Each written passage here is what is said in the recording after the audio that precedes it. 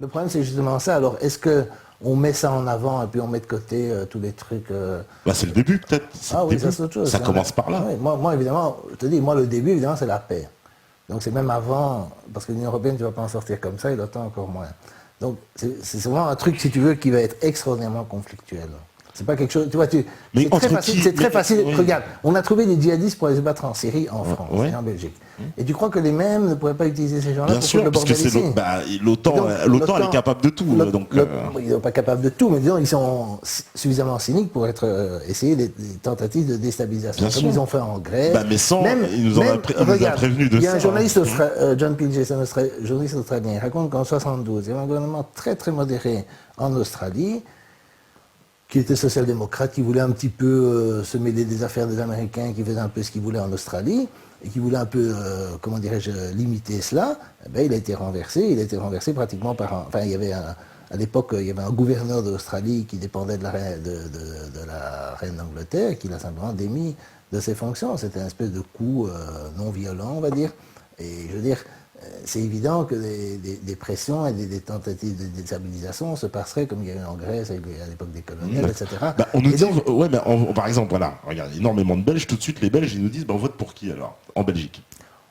C'est des Belges, il y en a énormément sur le chat. Alors pour les Belges, je répondrais, intéressez-vous au Parti du Travail de Belgique. Le PTB.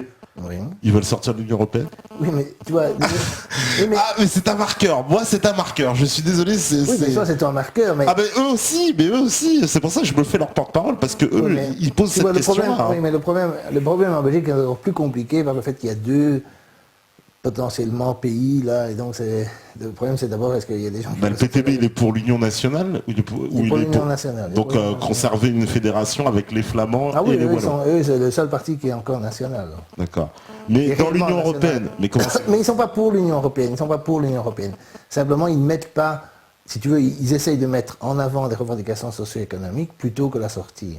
Mais il faut bien se rendre compte que de nouveau, moi mais ça veut dire quoi? Ça veut dire que le PTB belge, je pense qu'il pourra influencer 28 pays. Je suis déjà critiqué de toutes parts parce que je mets toujours en avant les idées d'Asselineau, les vidéos d'Asselineau que je trouve très bonnes. Mais bien sûr, pas de souci. Mais ici je ne serais pas critiqué, mais je veux dire, j'ai mes amis de gauche, je suis critiqué. Si, il y en a qui n'aiment pas Asselineau sur le chat. Non, mais il y a des gens qui me critiquent parce que j'aime bien Asselineau. À gauche, mais le problème avec Asselineau, je te dis, c'est que c'est pas si facile, c'est pas aller retirer l'argent que tu as déposé à la banque. Je veux dire, tu ne peux pas sortir de l'Union européenne comme ça.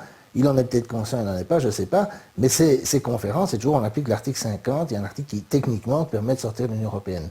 Mais ça ne va pas se passer entre gentlemen. Si un seul pays sort à la fois, évidemment, si tout le truc se délite, ça c'est autre chose. Mais est-ce que c'est pas ça, justement, la clé? C'est que si un pays comme la France sort, est-ce que ça ne va pas se réveiller, qu'il n'y en a pas d'autres qui vont dire... Bien sûr. Mais comme ça s'est passé, regarde le mur de Berlin, quand ça s'est effondré, ça c'est vrai, mais tu vois le problème. Oui, ça c'est comparable, pour moi, non?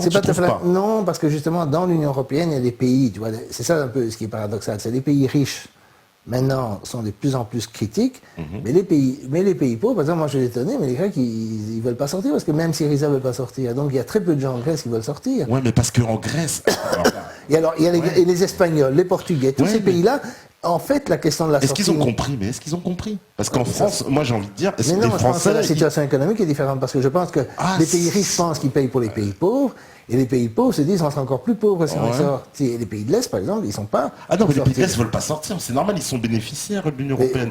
Nous, ça nous coûte de l'argent, eux, ils en gagnent, c'est un peu normal. Non, mais attends, c'est pour ça que je te dis que... C'est pas comme les pays, comme l'Europe de l'Est où là... Non, je te parle d'une époque, après l'effondrement du mur de Berlin, l'Empire soviétique s'est évité en un an, on a vu tout s'écrouler, tout partir à volo. Et je pense que l'Union européenne, si tu veux, personnellement... En tout cas, c'est mon vœu le plus cher, c'est qu'on en arrive à la même situation, que c'est un pays sort et que tout s'effondre à volo, c'est-à-dire que tous les pays un par un, et puis c'est terminé. Et puis Barroso, il retourne aux Açores. Justement, quand tu prends l'Europe de l'Est, c'est pas si simple. Pour l'Allemagne, c'est pas si simple. C'est pas comparable à l'Europe de l'Est parce que justement, dans l'Union européenne, il y a des pays qui sont pour l'Union européenne, des pays qui voudraient y adhérer. Peut-être que l'Ukraine, si on acceptait. Mais qu'on les laisse. Nous, la France, on sort, on vous laisse. Oui, mais tu verras que c'est pas si. Oui, mais cette idée, on va reprendre nos sous, etc., n'est pas si simple parce que le contexte international. On est pour 14% dans le budget. Je te dis, si nous on reprend nos sous, je crois pas qu'ils puissent résister. C'est très sincèrement. Si la France reprend ses billes, c'est qui va payer? C'est les Allemands, les Hollandais et les Belges. Voilà. vous allez payer à 3 pour tout le reste. Et le reste, ils sont en piteux état, parce qu'il faut récupérer la Grèce, l'Italie qui a feu à sang, le Portugal, l'Espagne, l'Irlande. Oui, mais il ne faut pas croire que la France est dans une situation. La Chypre. Oui, mais je te dis, c'est pas pour ça qu'ils vont tous vouloir sortir. Il est possible que ce soit une crise, mais il est aussi possible que... Enfin, moi je ne sais pas. Moi, en tout cas, je suis convaincu que si, par exemple, c'est vrai, je pense que c'est vrai, que les États-Unis sont favorables à ce projet, entre autres parce qu'il leur permet de contrôler l'Europe, alors ils ne vont pas laisser partir les trucs comme ça je suis certain, tu vois, c'est tout.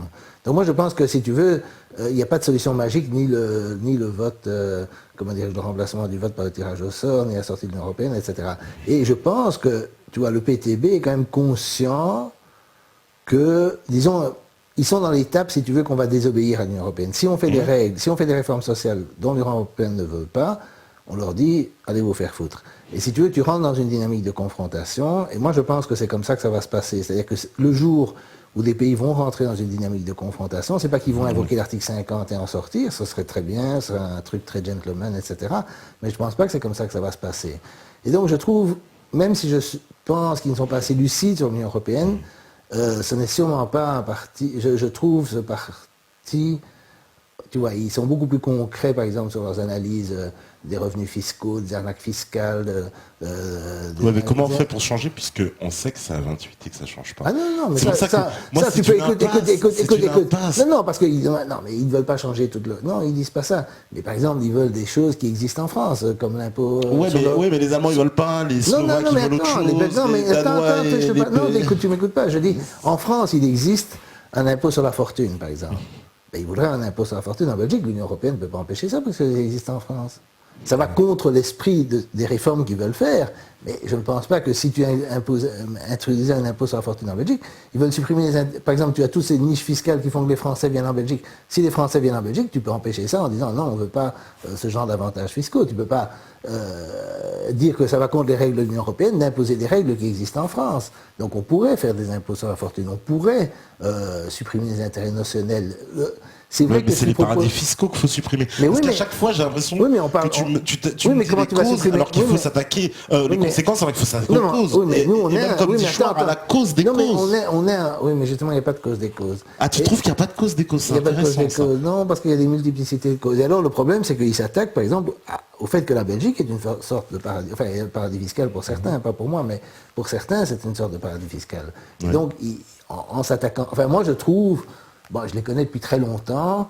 Je trouve que sur l'international, contrairement à tout le reste de la gauche, ils ont toujours été corrects. Ils ont toujours été contre toutes les guerres, humanitaires ou non. Donc ça, pour moi, ça a toujours été le point crucial. Sur la liberté d'expression, je ne dirais pas qu'ils ont toujours été corrects, mais maintenant ils le sont. Les jeunes le sont. Il n'y a aucun problème avec eux. Ils ont condamné la chasse à l'homme avec Dieudonné, même s'ils critiquent Dieudonné, ils ne sont pas d'accord avec lui, mais ils ont critiqué totalement la volonté de l'interdire.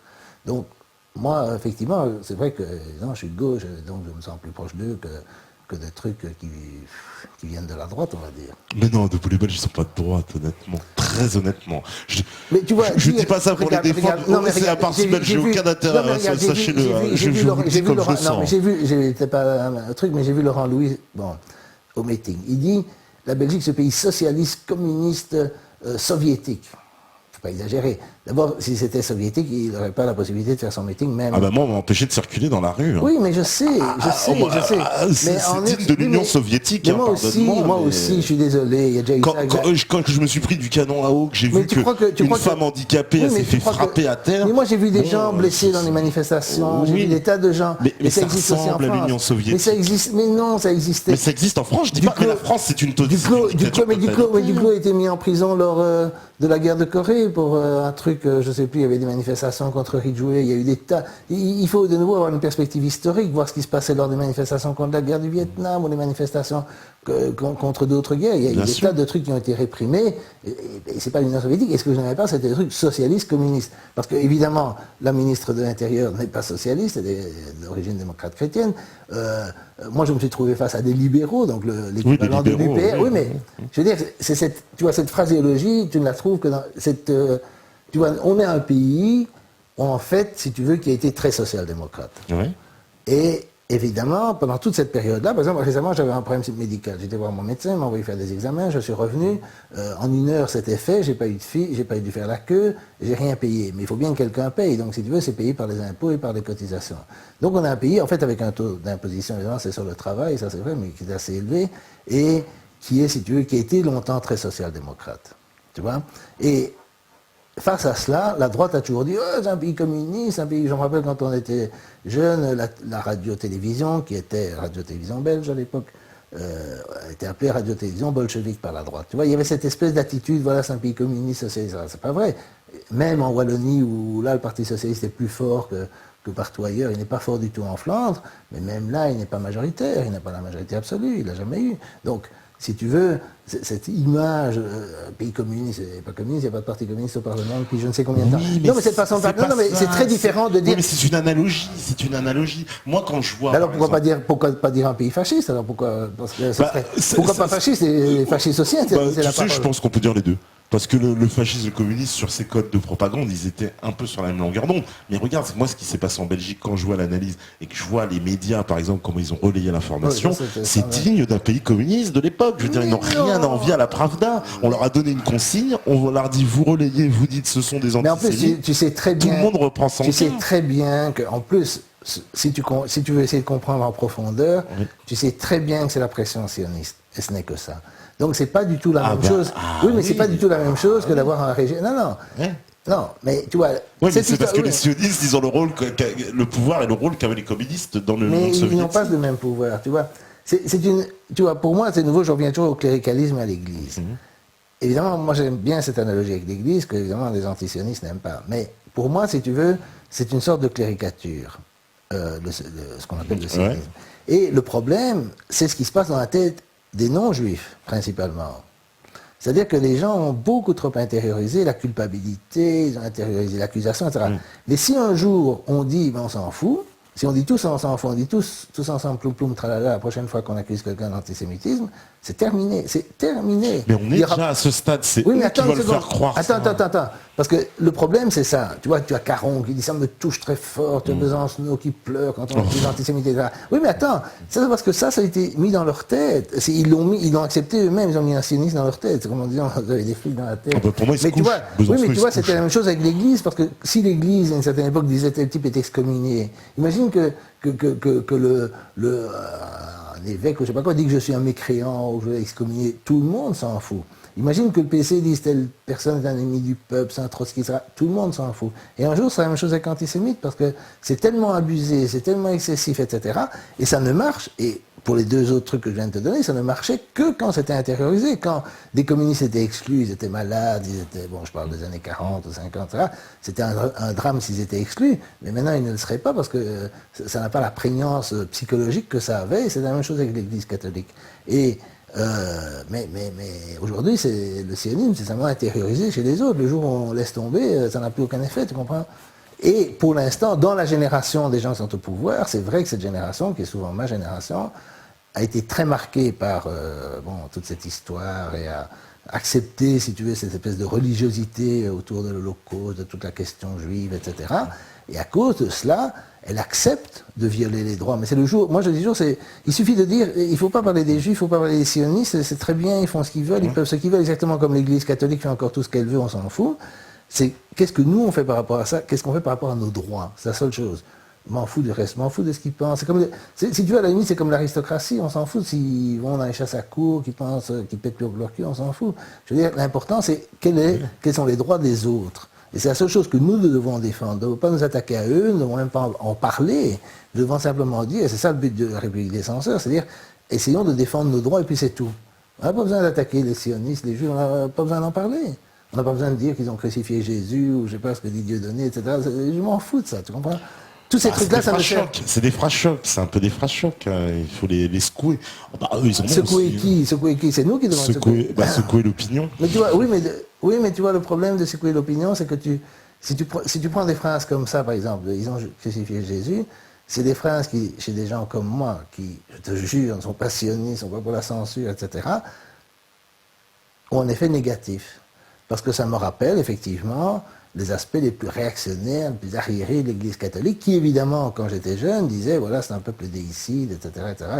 Et donc c'était en fait l'idée, si tu veux, de la culpabilité collective, transmissible aux descendants, avait dominé toute la pensée catholique depuis l'établissement de l'Église catholique vis-à-vis des Juifs. Et quand ça a disparu, ce qui l'a remplacé, c'est l'idée d'une culpabilité collective des Français, des Allemands, etc., par rapport à l'Holocauste, transmissible aux descendants de nouveau. Mais moi, je suis contre la culpabilité collective, et encore plus que ce soit transmissible aux descendants. Mais évidemment, que ce soit pour les Juifs, en se disant tuer Jésus, ou pour l'Holocauste, où nous, on n'était pas là, c'est pareil. Et donc, si tu veux, on ne combat pas une religion. Enfin, pour moi, il faut combattre les religions par la rationalité et pas par une autre religion. Mais est-ce que c'est une religion, le sionisme? C'est pas une religion, c'est une idéologie. Il y a des, oui, si tu veux, mais moi, c'est un peu la même chose. C'est-à-dire que. Non, mais tu vois, j'utilise le mot religion. D'abord, moi, j'utilise le mot religion dans un sens péjoratif de quelque chose d'irrationnel. Et je l'utilise quand une idéologie est prise avec un certain degré de fanatisme. Et je pense que c'est pris. Et le problème, évidemment, c'est l'aspect religieux, si tu veux, de la culpabilité. Pourquoi est-ce que tant de gens se sentent coupables? Pourquoi est-ce que tant de gens acceptent cette culpabilité, tu vois? Pourquoi est-ce que tant de gens l'ont intériorisé? C'est un peu comme le péché originel, c'est un peu comme tout ce que l'Église nous a inculqué. Parce que les sionistes, là, par exemple, on me dit immédiatement, oui, voilà, il y a le Parlement juif européen. On s'en fout, il y a aussi le Vatican. Ah non, il n'y a pas de parlement juif musulman, il n'y a pas de parlement juif musulman. Parlement juif musulman, ça ne t'aura pas tout de suite. Le parlement juif catholique non plus. Hein. Non, tu veux dire parlement catholique européen. Non. Un parlement catholique européen, mais regarde, il y a le Vatican, on s'en fout de ce qu'ils disent. Ah bah oui, c'est pas un parlement catholique. C'est pas des gens qui sont payés par l'Union européenne. Oui, mais ce parlement juif européen, je ne sais pas s'il est payé par l'Union européenne. Ah si, il est dans les locaux de l'Union européenne. Oui, mais ça c'est autre chose. Est-ce qu'il est vraiment payé? Bon, je ne sais pas. Ah bah c'est dans le budget de l'Union européenne. Je veux dire que c'est eux qui ont fait des organisations communautaires. Nous, c'est la question de savoir ce que... D'ailleurs, tu savais qu'il y a dans ce parlement juif, il siège, alors je ne sais plus le nombre de parlementaires, mais y compris de pays qui ne sont pas dans l'Union européenne. C'est extraordinaire. Ça veut dire que c'est l'Europe comme continent qui représente. Mais donc tu vois, mais le problème, c'est toujours la même chose. C'est qu'il faut une attitude saine sur cette question et simple. Et pour moi, l'attitude saine et simple, c'est on s'en fout. On s'en fout de ce qu'ils racontent. On défend nos droits à nous. Enfin, à tout le monde, mais aussi à nous. On est obligé de dénoncer ça. Là, les gens sont... Oui, je sais bien que les gens sont un peu choqués parce qu'ils disent, oui, ils vous trouvent... ils disent, les gens, qu'est-ce qui t'arrive?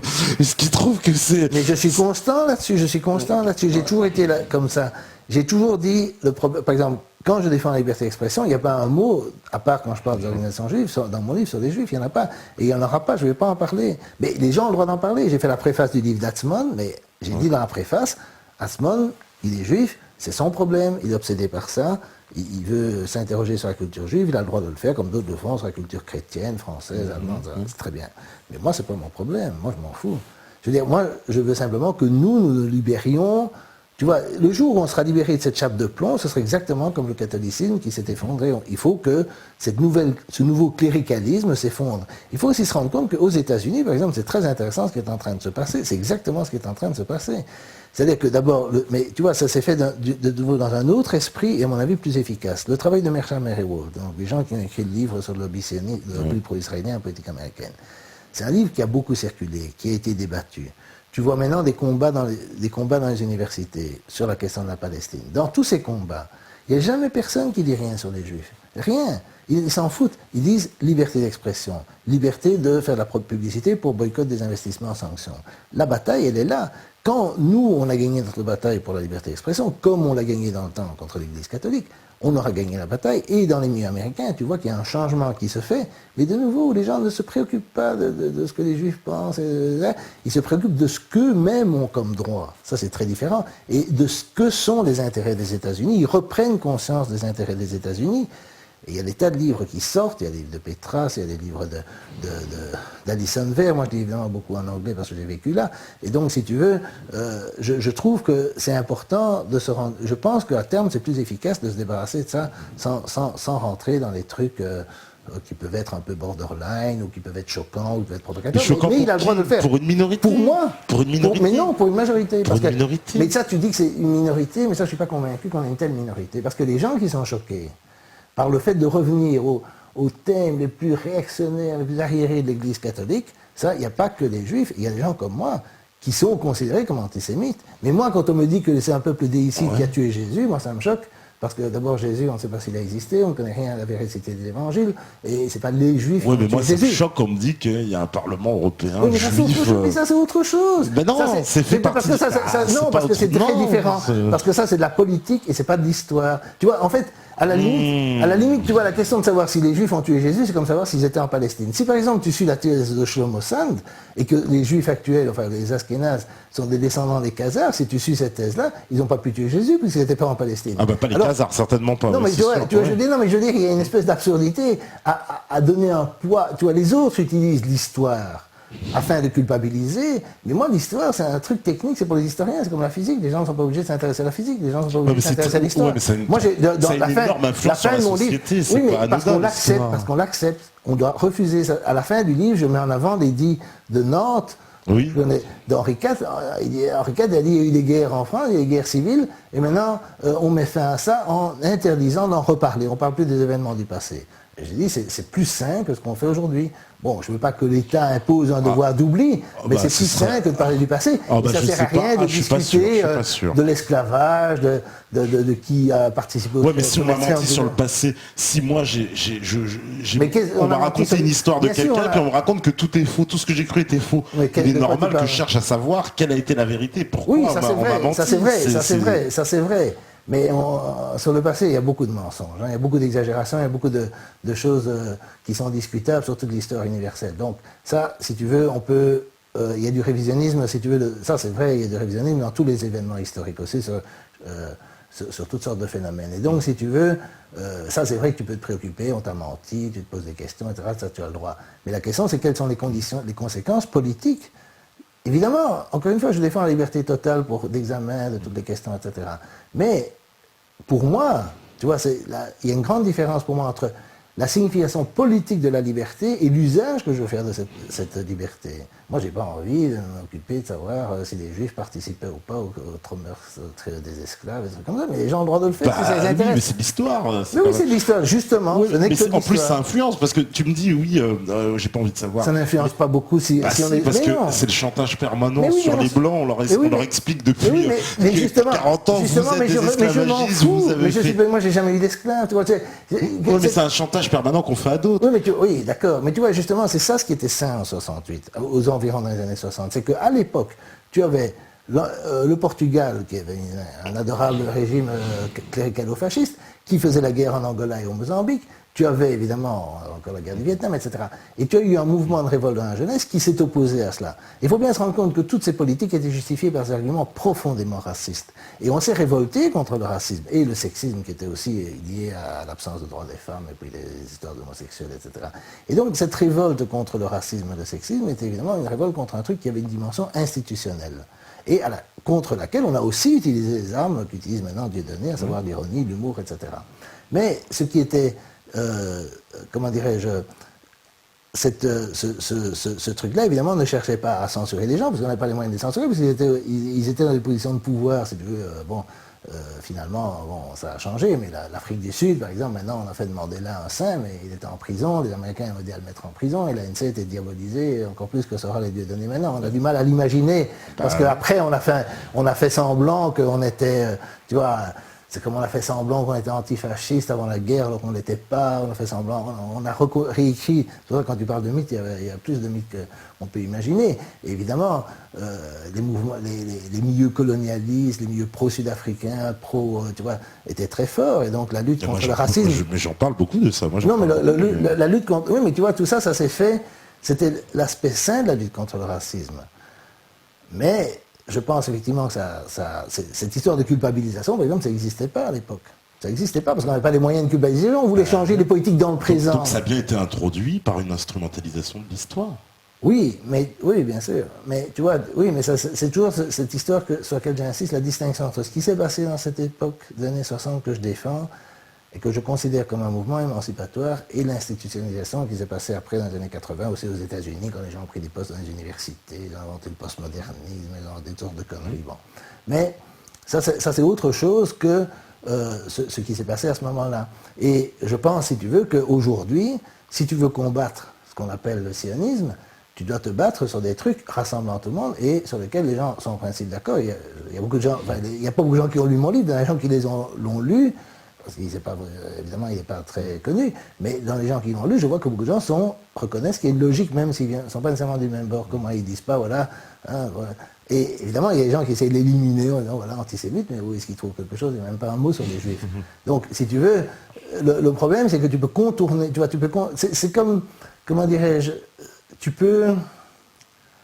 Tu vois, si par exemple, quand on a eu des révoltes contre l'Église, contre la chape de plomb que faisait... parce que, tu vois, l'Église pouvait empêcher des spectacles en Italie dans les années 60 ou 50, etc. Elle pouvait faire exactement la même chose que ce dont on se plaint ici. Et en Belgique aussi, jusqu'à un certain point. Et donc, si tu veux, tu avais cette chape de plomb, mais quand les gens se révoltaient contre ça, ils n'ont pas dit on va brûler les églises, ça aurait fait peur aux gens, etc.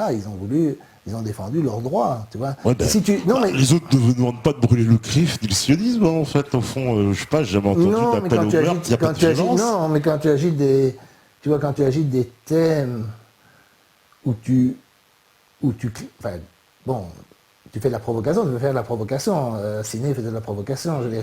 Mais c'est vrai que certaines provocations, moi en tout cas, me mettent mal à l'aise, alors que je pense que j'ai absolument rien de culpabilisation, etc., etc. Par association avec d'autres choses que je n'aime pas, quoi. Comme l'extrême droite européenne, traditionnelle. Ouais, mais l'association dont tu parles, c'est eux qui la font. Non, il n'y a personne qui... Ils te disent, t'es pour l'Union européenne, t'es un fasciste, t'es pour les chambres à gaz, et t'es un machin. Oui, voilà. Ça c'est vrai, mais c'est pas pour ça que, tu vois, tu peux réagir différemment. Il y a différentes façons de réagir à cela. Il y en a une, si tu veux, qui est de rentrer dans la provocation et dire, oui, vous avez tué Jésus, c'est vous qui avez... Il a même dit, c'est les mêmes qui ont coupé les mains des Congolais, mais où est-ce qu'il va chercher? Je ne sais pas où il va chercher, ça moi j'avais entendu que Léopold II était juif. Il fait un parallèle, en fait. Avec quoi? Il fait un parallèle entre la brutalité des autorités belges lorsqu'elles étaient au Congo au début de la colonisation, et la brutalité avec laquelle... Ah bah si, au Congo, c'était non, c'était Léopold II. Il a créé l'État indépendant, puis il l'a donné à la Belgique. Mais toi, subtilité. Il l'a vendu à la Belgique en quelle année? Ça n'a pas duré très longtemps. Non, il l'a donné à la fin, mais c'est... Oui, mais la Belgique a continué le travail forcé, hein, même sous le... Oui, mais la Belgique, d'abord, premièrement... On continue à couper les mains, mais c'est-à-dire que ça n'a pas changé. Oui, mais la Belgique, oui, bon, se couper les mains, il y a aussi du révisionnisme, il faudrait avoir une discussion. C'est pas vrai. Alors là, on va avoir les Congolais maintenant, le lobby congolais sur le dos. Oui, mais non, mais il faudrait discuter la quantité. Bon, il y a toutes sortes de... Tu vois, ça, c'est toutes ces questions factuelles d'histoire, etc. Moi, je ne suis pas compétent, je n'ai pas d'opinion tranchée là-dessus. Il y a des photos, il y a des preuves. Oui. Comme avec la Shoah, il y a les preuves, il y a la photo, il y a les justement, tu sais très bien que les preuves visuelles sont compliquées. Donc, vous me remettez en cause. Oui, mais je ne remets rien. Mais moi, je ne remets rien en cause. Attention. De toute façon, moi, je ne tiens pas à discuter ça parce que ce n'est pas mon problème. Tu vois, c'est de nouveau la même histoire. Ce n'est que dans la logique de la culpabilisation que ça a une importance. Sinon, c'est un truc qu'il faut laisser aux spécialistes, c'est tout. Et donc, la valeur symbolique... Non, mais tu vois, le problème, c'est très important de vivre dans le présent, de ne pas regarder dans le rétroviseur. Oui, mais tu es obligé de faire des liens. Eux les font, nous aussi, on les fait. Mais non, justement parce qu'ils les font, il faut faire les conneries qu'ils font. Justement, il ne faut pas faire les conneries qu'ils font. Et je ne pense pas qu'il faut faire des liens, qu'il faut faire... de la culpabilité par association, de la transmission de la culpabilité collective. Quand même, tu peux dire quand même, on peut admettre qu'il y a une continuité entre les gens qui ont eu ce projet colonial de domination, d'impérialisme, et ceux qui dominent aujourd'hui. Ils sont dans la même logique, non? Ils ne sont pas dans une logique de domination. Oui, mais ça, alors évidemment, il y a une continuité avec l'Empire romain. Mais si tu veux, le problème, c'est que, par exemple, ça, c'est des trucs que j'entends tout le temps, par exemple, sur les États-Unis, que leur politique est liée à leur politique vis-à-vis des Indiens, ou que la politique des Français est liée au colonialisme en Algérie, ou les Belges avec le Congo. Mais tout le monde s'en fout. Moi, j'ai été une fois dans un débat à Waterloo, il y a un certain nombre d'anciens colons, où j'ai vu qu'il y avait encore des gens qui pensaient en termes de colonialisme. Mais dans ma génération, il n'y a plus personne qui pensait comme ça. Et justement, les droits de l'homiste et les interventionnistes sont des enfants de 68 qui ont complètement débarrassé de ça. Et souvent, leur volonté d'ingérence est une façon, tu vois, est issue d'un sentiment anticolonialiste. C'est très curieux. Ils disent, voilà, on veut réparer les torts qu'on a fait, ou bien on veut être solidaire des peuples du tiers-monde comme on l'était pendant la guerre du Vietnam. Sauf que la solidarité maintenant, ça revient à demander à l'OTAN d'aller bombarder la Libye pour sauver le Libyen des dictateurs Kadhafi. Mais la mentalité est totalement différente de celle de la guerre d'Algérie. C'est pas la même chose. Et évidemment, il y a une volonté de domination. Alors là, c'est l'essence de la nature humaine. Je veux dire, ça, c'est trop général. Mais si tu veux lier ça à une espèce d'inconscient colonial, ça, je pense que ça n'a plus aucune espèce d'importance. Je pense justement que les choses ont changé et que la situation actuelle est très différente. Par exemple, mais bon, Moi, tu peux faire tous les discours que tu vois, des gens comme Kouchner, ils étaient contre l'Algérie française. Des gens comme tous ces gens. Il y a une logique, il y a une logique quand même. Parce que lui préfère être contre l'Algérie française. Mais en revanche, demain, tu verras que s'il faut intervenir en Algérie, ce sera le premier à nous expliquer qu'il faut bombarder les Algériens. Mais pour défendre le peuple algérien contre les méchants tyrans qui sont à la place, ça va être la logique. Ça va être une toute autre. C'est la logique Jules Ferry, parce que Jules Ferry, quand il a fait la colonisation, c'est quand même un principe de gauche, c'est pas de droite. Il faut l'admettre. Il va expliquer ça aux Espagnols. Mais ça, c'est des absurdités. En France, je parle de la colonisation française. Je parle de la colonisation française. Me dire que Léopold II était de gauche, moi, les bras m'en tournent. Oui, mais bon, Jules Ferry était de gauche. Et c'est l'artisan de la colonisation. De gauche, il y avait plus à gauche que lui à l'époque. Et Clémenceau. Alors pourquoi François Hollande l'a repris oui, mais François Hollande n'est pas de gauche, je veux dire. Et Clémenceau. Voilà. Oui, mais c'est parce que oui, mais bon, ça c'est. Tu vois, Clémenceau était contre, je veux dire, c'est beaucoup plus compliqué que ça. C'est un truc de nouveau qu'on utilise pour attaquer la laïcité. C'est uniquement un truc que utilisent les par la gauche, au nom justement de la mission civilisation. Les droites étaient plutôt contre. Ça dépend lesquels. Ils étaient plutôt contre. Ah oui. On peut pas parler de droite et Louis-Philippe. Gauche. Mais Louis-Philippe, moi, pour les monarques, je n'arrive pas à comprendre droite et gauche. Bon. Pour moi, c'est vraiment. La monarchie, pour moi, c'est un peu de droite. Mais enfin, bon, je crois que tu penses pas, voilà, tu vois, alors que moi, je pense qu'il peut y avoir des rois de gauche. Donc, aussi. Ah oui, mais lequel Louis XIV, Louis XVI, je sais pas. Quels étaient de gauche je sais pas, Louis XI, Louis IX. Ça remontait tellement avant que ça oui, mais il y en a eu. Pourquoi c'était de gauche? Parce que le concept de gauche-droite, pour moi, vient essentiellement de la Révolution française. Et puis, donc, il y a deux oppositions gauche-droite pour moi. Il y en a une, si tu veux, qui a été dans l'héritage des Lumières, de la République, de la laïcité, etc., contre la droite cléricale, monarchiste, etc. Et puis il y a une autre opposition gauche-droite qui ne se superpose pas à la première, qui est l'opposition entre les socialistes et les libéraux au sens économique du terme. C'est-à-dire que pour toi, la monarchie force. Donc ça veut dire que la France, elle a été gouvernée pendant 1200 ans que par la droite, quoi, en fait. Parce que les concepts sont un historique. C'est comme si tu me disais, est-ce que Jules César était de droite ou de gauche? Je veux dire, pour moi, c'est un historique. Je te dis, la distinction vient de la Révolution française. Donc avant, ça n'a pas beaucoup de sens. Mais maintenant, à partir de ce moment-là, l'opposition gauche-droite, je te dis, il y a deux dimensions. Il y en a une, si tu veux, qui regroupe les socialistes et les libéraux contre les réactionnaires, les monarchistes, les anti-modernes, les anti-lumières, etc. Ça, c'est une première opposition. Et puis, à l'intérieur des gens qui sont modernes, on va dire les libéraux et les socialistes, il y a une opposition gauche-droite entre la gauche et la droite sur le plan socio-économique. Mais pour moi, évidemment, la défense, tu vois, c'est toujours, il y a une énorme confusion en France là-dessus, parce qu'évidemment, tu vois, dans ma critique, par exemple, je me place entièrement. Non, mais je sais qu'il y a plein de gens qui ne vont pas être contents. Ah non, ils ne sont pas d'accord. Je sais bien, j'espère bien ne pas être d'accord. Je suis venu ici pour dire, pour critiquer une certaine idéologie dans la dissidence, parce que mon livre, par exemple, il se place entièrement dans la perspective des Lumières. C'est pas une critique des Lumières, c'est une défense des Lumières. C'est une défense des Lumières contre une gauche qui est anti-Lumière, d'une certaine façon. Tu vois, c'est un truc que je trouve aussi très marrant, c'est que, et ça c'est le mauvais côté de mai 68, c'est que mai 68, si tu veux, a été aussi, par certains aspects, une révolte contre la modernité et les Lumières.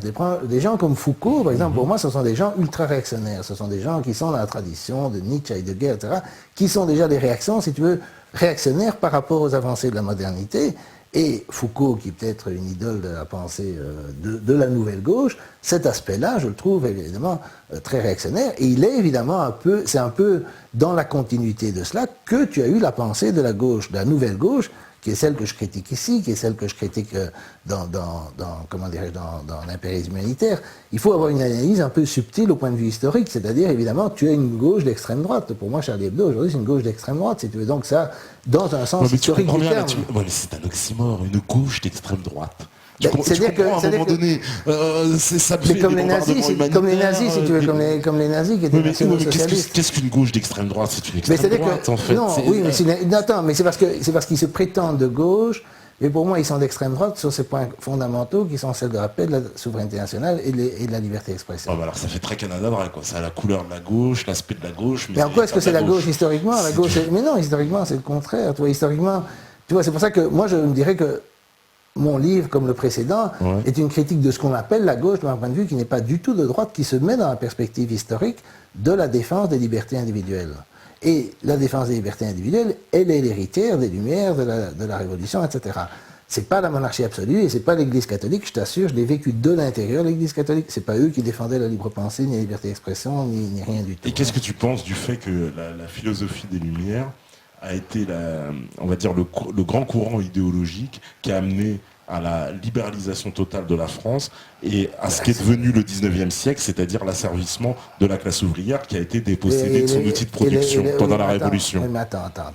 Ah mais ça c'est... Mais attends, laisse-moi répondre, parce que c'est justement des trucs, des simplismes qui circulent, tu vois.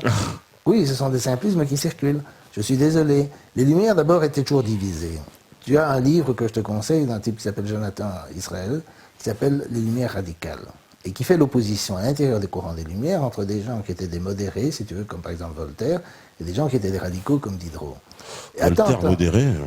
Mais, oui, mais justement... Il y a des déclarations de Voltaire assez incroyables, enfin. Mais justement... C'est pas très modéré, quand même. Modéré dans le sens qu'ils n'étaient pas très révolutionnaires. Ils voulaient préserver une certaine partie de l'ordre établi. Ouais. Et Diderot, par exemple, était beaucoup plus radical. C'est dans ce sens-là que j'entends. Les Lumières radicales, ça oppose justement... Déjà, à l'intérieur des Lumières, tu as une gauche et une droite. Tu as des gens, si tu veux, qui débouchent après sur le mouvement socialiste, anarchiste, etc. Et puis tu as une partie qui débouche sur ce qu'on a appelé les libéraux du XIXe siècle. Les libéraux du XIXe siècle, évidemment, étaient déjà différents des libéraux classiques, des gens comme Ricardo, des gens comme ça, ou Malthus, qui étaient évidemment, d'une certaine façon, déjà des réactionnaires. Mais évidemment... moi, je parle de la condition du peuple. La condition du peuple, tu vois, le problème de la condition du peuple, c'est que si tu regardes l'évolution économique, tu vois qu'elle stagne au niveau mondial jusqu'au XVIIIe siècle et elle commence à progresser après grâce à la modernisation et à l'industrie. Alors, tu peux dire que la condition du peuple s'est détériorée. Ça, on peut discuter, mais c'est pas si simple parce qu'il y a plusieurs choses qui sont passées. Il y a eu l'explosion démographique. Tu as le même phénomène dans le tiers-monde aujourd'hui qui mène aux mêmes critiques de la modernisation, mais il ne faut pas oublier que tout le monde a voulu éviter la mortalité infantile dans toutes les sociétés à toutes les époques. Une fois que tu contrôles la mortalité infantile, tu évites la mortalité infantile par l'augmentation de la production agricole, par l'augmentation des soins de santé, de l'hygiène, etc. Tu as alors évidemment une surpopulation agricole qui évidemment doit s'impliquer dans l'industrie et qui évidemment, par la loi des reins des salaires, comme on disait, permettait évidemment les bas salaires. De là est né le mouvement socialiste qui, pour moi, si tu veux, est l'archétype de ce dans quoi je me reconnais, c'est-à-dire un mouvement qui voulait dépasser le capitalisme. Mais il y avait déjà ce que Marx et Engels dit dans le manifeste du Parti communiste, ce qu'il appelait le socialisme féodal. Le socialisme féodal, c'est des gens qui critiquent le capitalisme et qui veulent en fait revenir en arrière vers un ordre mythique, où tout allait bien, où il y avait la domination de l'Église, de la monarchie absolue et des trucs comme ça. Il y avait des corporations aussi qui protégeaient les artisans, mais ça on en parle. Mais combien il y en avait? Mais si, on en parle tout le temps, évidemment. Et combien il y en avait par rapport à la... Je te parle du problème de l'explosion démographique, qui est quelque chose qui n'est jamais intériorisé dans toutes ces critiques de la modernité, et c'est la même chose dans le tiers-monde aujourd'hui. Et donc, si tu veux, c'est vrai que tu as des problèmes, les gens apportent des solutions à ces problèmes, ils engendrent d'autres problèmes auxquels il faut trouver des solutions. Mais ce à quoi j'objecte, c'est l'idée qu'il y a un espèce de mal absolu qui sont les Lumières et qu'il faudrait d'une certaine façon tout liquider. Alors je ne sais pas ce que tu veux liquider. Non, moi je vais mais s'il faut liquider les Lumières... Je m'interroge. Non, mais s'il faut liquider les Lumières, il faut savoir... Non, mais dans toute la dissidence, si tu veux attaquer les Lumières, il faut prendre un ticket et faire la queue. Mais, parce que tu as ça chez BHL, tu as ça chez les sionistes, tu as ça chez les postmodernes, tu as ça chez Foucaldiens, tu as ça chez les écologistes aussi anti-lumière. Donc, si tu veux, tout le monde veut attaquer la rationalité des Lumières, mais je ne sais jamais ce qu'il faut mettre à la place. Qu'est-ce qu'il faut mettre à la place? S'il faut une religion, laquelle? Sous quelle forme? Parce que le catholicisme, il y a toutes les religions possibles et imaginables. Donc les Lumières sont une religion, alors? Non, je dis s'il faut les éliminer et qu'il faut remettre une religion d'État, parce que c'était ça, principalement ce qui combattait, c'était l'idée d'une religion d'État. S'il ne faut plus de séparation de l'Église et de l'État, quelle Église va-t-on mettre au pouvoir? Les musulmans, les catholiques sous quelle version? Je ne sais pas. Comment va-t-on éviter les conflits? Non, mais par exemple, quand je vois Michéa, il dit ils ont inventé essentiellement la laïcité ou la séparation de l'Église et de l'État pour mettre fin aux guerres de religion. C'est une des meilleures idées que l'humanité a jamais eues. Tu veux des guerres de religion comme il y a entre les chiites et les sunnites? Tu veux ça en France aujourd'hui? Je veux dire, ça me paraît tellement évident que ça, c'était quelque chose de positif. Après, évidemment, il y a eu l'évolution du capitalisme, mais l'évolution du capitalisme dans des pays où les Lumières avaient beaucoup moins d'importance, comme en Allemagne et en Angleterre. Et donc, si tu veux, c'est une espèce d'obsession de vouloir blâmer tout sur la laïcité, sur la rationalité, sur la science, etc., qui en fait avait des effets complexes et où il y avait évidemment il y a une espèce de dogme qui se crée dans la dissidence. Et c'est justement ça ce que je n'aime pas dans la dissidence, parce que ça retourne évidemment à des thèmes comme ceux de Joseph de Maistre et toute la pensée réactionnaire au XIXe siècle qui effectivement a dit les Lumières c'est la catastrophe, c'est la fin du monde, etc. Et ça je ne suis pas d'accord évidemment. Ah oui, et de nouveau je ne sais pas par quoi les remplacer. Oui, parce que tu vois le problème c'est ça, nous on avait pas dans les lois si tu veux, mais de facto, comme on n'avait pas la loi de séparation, etc., on avait une force de l'Église beaucoup plus forte. Moi je l'ai connue, on l'a connue en Belgique, il y avait le parti chrétien, était majoritaire. Regarde la libéralisation totale du pays après la Révolution et mais qu'est-ce que tu veux dire totale? Libéralisation totale, c'est-à-dire qu'on a asservi l'ouvrier en lui retirant ses moyens de production. Mais il n'avait pas de moyens de production. Qu'est-ce que c'est l'ouvrier du 19e siècle? Alors avant, il passe du statut d'artisan au statut d'ouvrier salarié. Voilà. C'est vrai ou pas? Oui, ça c'est vrai, mais si tu prends les ouvriers salariés maintenant, ils vivent beaucoup mieux qu'au XVIIIe siècle. Donc si tu veux, c'est une question compliquée. Cette question de la technologie et la richesse ont évolué. Oui, mais comment elles ont évolué si ce n'est pas la science? Et comment la science a existé si ce n'est pas la liberté de penser et la critique des religions? Comment est-ce que la science a évolué si ce n'est en libérant la pensée humaine des dogmes de la religion? Toute l'histoire des sciences, c'est s'autonomiser. Les églises se sont battues contre tout. Elles se sont battues contre Galilée, bien sûr, contre Darwin, mais contre le paratonnerre, contre l'étude de l'anatomie, contre toutes les sciences et religions de Bertrand Russell. Tu as la liste de tous les trucs auxquels ils sont opposés. La psychologie moderne, tout. Mais ça, tu me parles, c'est dans le catholicisme. C'est pas la même chose dans l'islam. Dans l'islam, ça dépend à qui tu parles. Hein.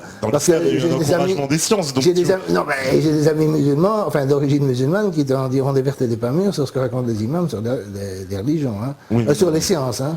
Sur les sciences, dans le Coran, il est marqué que tu dois encourager la science, et c'est ce qu'on fait la plupart des grands califes, hein, jusqu'à un certain temps. Jusqu'à un certain temps, même bon, si on parle d'époque actuelle, il y a beaucoup d'obscurantisme aussi. Il y a de l'obscurantisme dans toutes les religions parce qu'elles n'acceptent pas la critique rationnelle. Il y en a, mais... mais c'est toujours la même histoire. Mais pourquoi il y aurait une opposition sans religion? C'est pas Einstein qui disait la religion sans la science n'est rien, et la science sans la religion c'est de la folie. Ça tu vas me trouver. Alors là tu vas me trouver cette citation parce que Einstein, là je le connais bien, je l'ai beaucoup lu, il n'a jamais dit un truc pareil. Et il a dit que la croyance en un Dieu personnel était un reflet des craintes enfants, était un truc infantile, etc. Et il a dit aussi qu'il était débarrassé de ça à l'âge de 12 ans, et qu'à l'âge de 12 ans il était passé par une période de libre penseur virulemment anti-religieux, et donc il a toujours été très critique de la religion, en sens de croyance dans un Dieu personnel, les religions révélées, etc. Il a toujours été très critique, il n'a sûrement jamais dit un truc pareil. Non mais toi t'opposes sens et religion. Mais bien sûr, parce qu'ils sont opposés à nous tout le temps. Alors pourquoi elle ne pourrait pas être justement en cohérence, en alliance, puisque finalement la science prouve la religion. Plus on va dans la science, la religion, on prouve comment l'existence de Dieu. Alors bon, moi, comment est-ce qu'on prouve l'existence de Dieu? Musulman, je le dis, mais comment est-ce qu'on prouve l'existence de Dieu? Dans le Coran, il y a un certain nombre de miracles qui ont été révélés. Ah, c'est des conneries. Oui, ça c'est l'histoire-là. Les miracles du Coran, mais je te conseille de lire, tu dois inviter... Mais je ne l'ai même pas dit en plus, mon miracle, tu me dis c'est des conneries. Non, mais les miracles révélés par la science dans le Coran. Ne serait-ce que par exemple la séparation des mers. Dans le Coran, il est bien précisé que j'ai séparé les mers, etc. Toute cette histoire, ça c'est très simple. Si tu prends... Attends, laisse-moi terminer. Toutes les religions, ça, les bouddhistes, ça, tout, ils te disent tous qu'ils ont toutes sortes de trucs scientifiques qui ont été révélés par la suite par des gens que les religions ont combattus de toutes les façons possibles et imaginables, à savoir les scientifiques, et qu'ils ont persécutés, et que quand les scientifiques sont venus avec ces théories-là, ils ont dit « Ah mon Dieu, mais c'était déjà dans nos livres sacrés, pourquoi ils ne l'ont pas dit plus tôt ?» Et pourquoi ils n'ont pas fait toutes les technologies que les sciences ont rendues possibles, puisqu'ils avaient tous ces trucs dans leurs livres sacrés? Il n'y a jamais de technologie. Non, parce que justement, les livres, c'est la science, c'est pour ça que... Mais pourquoi est-ce que comment c'est possible? C'est la science et la technologie. Comment est-ce que tu peux imaginer un Dieu, des choses un Dieu qui révèle, soi-disant, des trucs dans un livre sacré, où il y a des trucs qui sont découverts par des gens qui sont en général des libres penseurs, des sceptiques, des incroyants, des agnostiques ou des athées, qui sont les scientifiques des siècles futurs et qui vont justifier ce qu'il y a dans ce livre, alors que quand il l'a mis dans ce livre, il l'a mis de façon tellement obscure que les croyants de l'époque ne s'en sont pas rendus compte. Parce qu'il leur a dit persévérez et vous verrez que... Et en persévérant... Et en persévérant, en ayant... Parce que... en persévérant dans la voie de la science. Je suis désolé, mais si tu prends... si tu prends le plus gros de la mécanique céleste, la thermodynamique, la mécanique statistique, l'électromagnétisme, la théorie des deux relativités, la mécanique quantique, etc., tout ça s'est développé, tout ça c'est la base de la technologie moderne, et tout ça s'est développé en Europe, indépendamment de l'islam. Et donc, c'est pas, évidemment, l'islam a eu un rôle au Moyen-Âge, la transmission des savoirs grecs, je conteste pas ça, mais il faut pas... non plus faire comme s'ils avaient tout inventé. Non, j'ai pas dit qu'ils avaient tout inventé. Mais si a posteriori, on me dit que le paradigme occidental, il peut y avoir un autre paradigme ailleurs où la science et la religion ne s'opposent pas, mais au contraire, on explique que dans ce paradigme-là, c'est en recherchant plus de science qu'on se rapproche d'une foi plus importante. Oui, mais c'est fait par des gens. Mais c'est un autre paradigme.